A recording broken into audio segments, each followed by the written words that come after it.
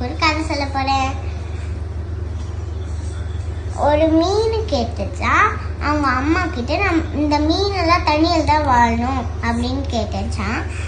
அந்த அம்மா சொன்னாங்களா, நம்ம சுற்றி இருக்கிறது தான் தண்ணி அப்படின்னு சொன்னாங்க. அந்த மீன் சொன்னச்சா, எனக்கு ஒன்றுமே தெரியலையே அப்படின்னு சொல்லிட்டு அதை போய் அப்பா கிட்ட கேட்டா. அப்பா நம்மலாம் மீன்லாம் தண்ணியில் தான் இருக்கணும்னு சொன்னாங்களே, தண்ணினா என்னன்னு கேட்டுச்சான்.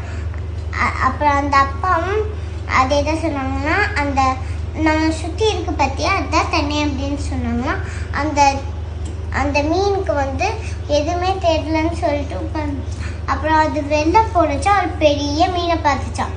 அந்த பெரிய மீன் கிட்ட கேட்டுச்சான், நான் இந்த மாதிரி மீன்லாம் தண்ணியில் தான் இருக்கணும்னு சொல்கிறாங்களே, என்ன தண்ணினா அப்படின்னு கேட்டுச்சான்.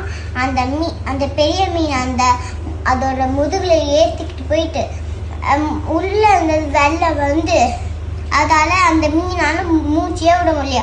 திருப்பி உள்ளே போய் கேட்டுச்சா, இதுதான் தண்ணி, இப்போ உனக்கு தெரியுதா தண்ணின்னு என்னன்னு? Moral of the story, யோவான் 15:4. ஏசப்பா சொல்கிறாங்க, நீங்கள் என் கூட இருந்தீங்கன்னா நான் உங்கள் கூட இருப்பேன். நான் இல்லாமல் உங்களால் எந்த காரியமும் செய்ய முடியாது.